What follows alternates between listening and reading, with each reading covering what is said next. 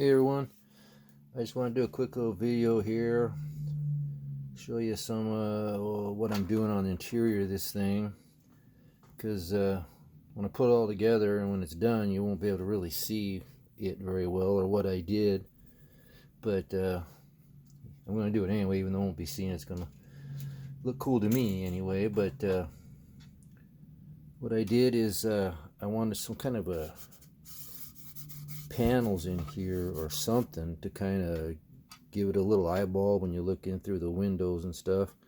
So what I did is I got some of this here plastic sheet that's got the diamond pattern. I forget what brand it is. I threw the label away, but I got a couple sheets of that a while back, and so I've been using it to make door panels and stuff. So what I did here is I made a template, then I made some little panels that's going to go, one's going to go right there, and then I made a headliner, so it's going to go right there like that, and it's all going to be white, so you can make, hopefully brighten up the interior a little bit.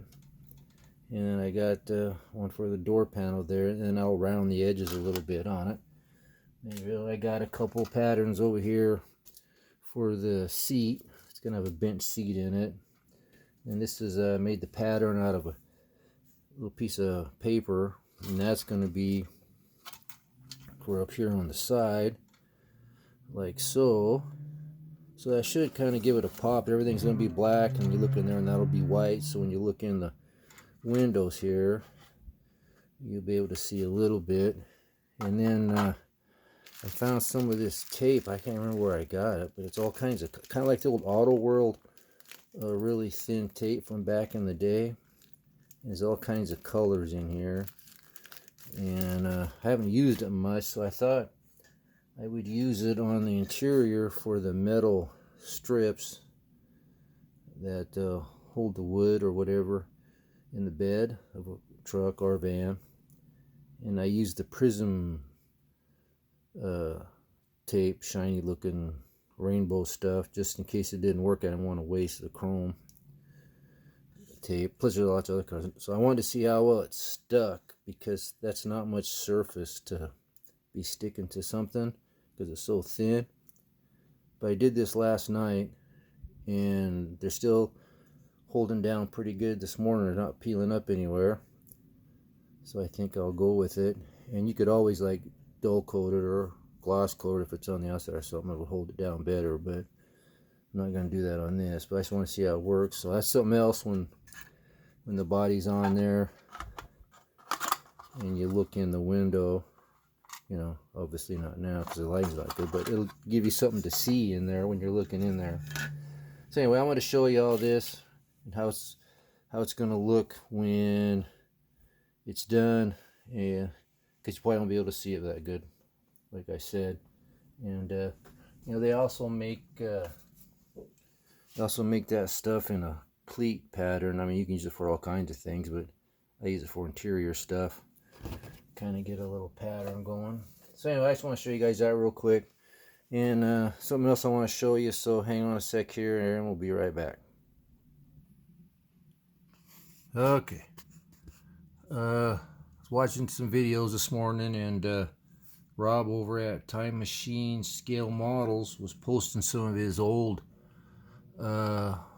builds, parts, cars, whatever you want to call it, and he's asking about our old builds. I showed a few way back in some of my first videos, but I thought I'd show a couple more that I had when I was a kid.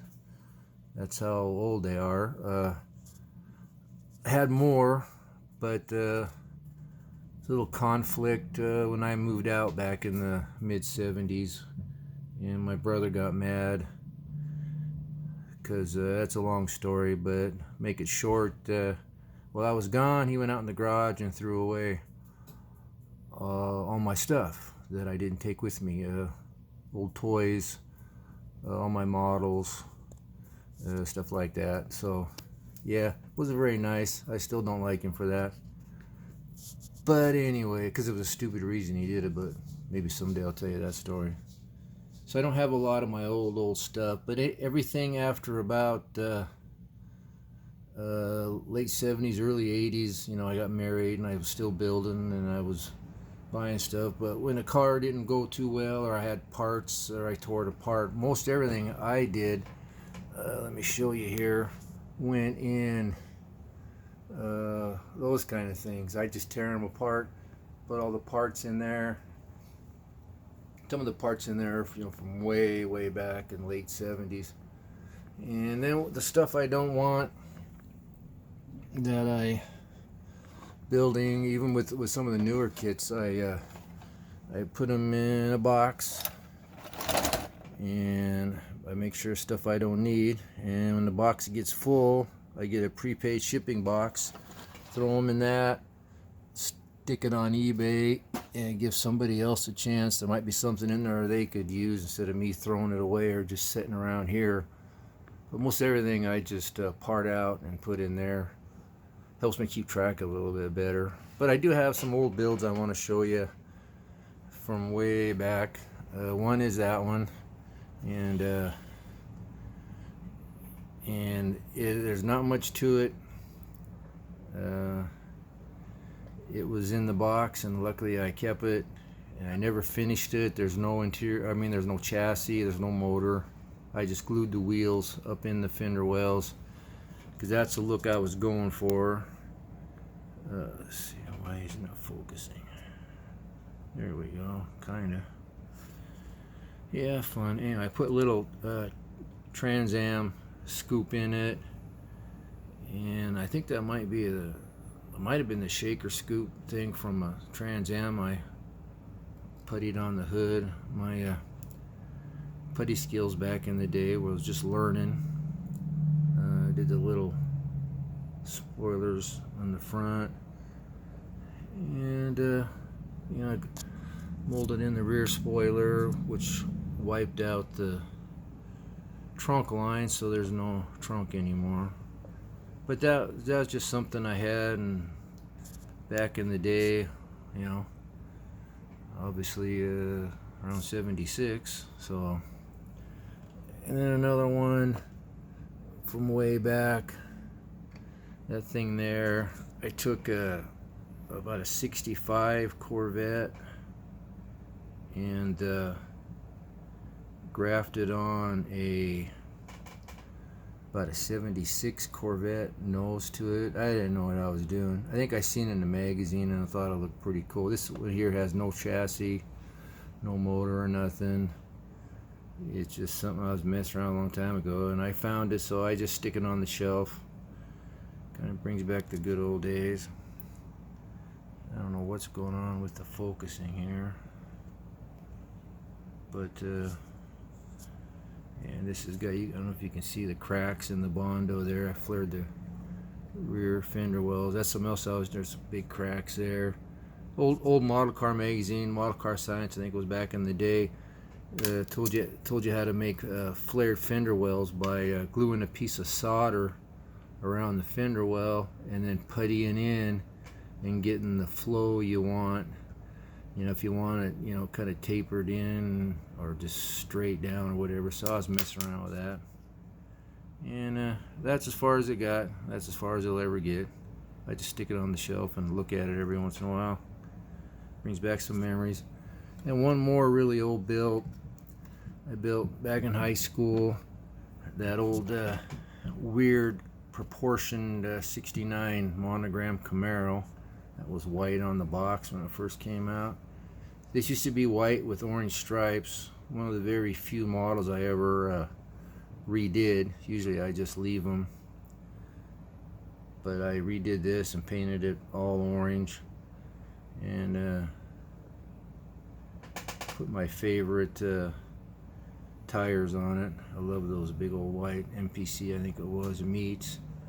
And then this one here, like I told you on the orange and yellow Chevelle I showed a while back, I used some of the wire my dad gave me, and then string, because I couldn't find any small enough for spark plug wire, so I used black string.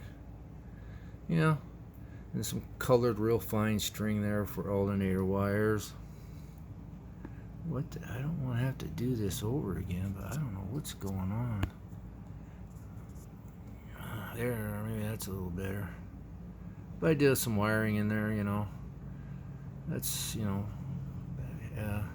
that passenger seat's loose, so when I show you the chassis, it's going to fall around in there, but I'll never take it out and fix it. That's what I did on the chassis there. I dry brushed the brake line and the fuel lines there, and this kit was cool because it had those built-on traction bars. That was kind of neat. And like I said, you know, you had to do the white rear end and springs, and I did the white front end parts because that was just cool back in the day. And I don't know, I think I saw in an article once where you took the plastic hollow tubing and you ran a wire in it, and then you could bend it a little bit and it wouldn't kink. I don't think that's aluminum because it would have a bigger hole on the end. But man, you're asking me to remember something that was a long time ago, and I can't even remember what I did 3 days ago, so we won't worry about that. But that's what I did. Anyway, quick video, not as quick as I wanted it to. Holy crap, we're almost up to 12 minutes. So I'm out of here. Just want to show you this. And thanks to Time Machine Scale Models for showing his stuff. I enjoy looking at that old stuff, what everybody did back in the day. So thanks for watching again, and thanks for subscribing. Yeah, subscribing's going really good, guys. I appreciate it very much, all you subscribers. Thank you very much. I appreciate it, and if you haven't, please do, and I would appreciate it. And everybody take care and have a great week, and I'll probably see you again obviously in a few days because I'm having fun. So we'll talk to you later. Bye.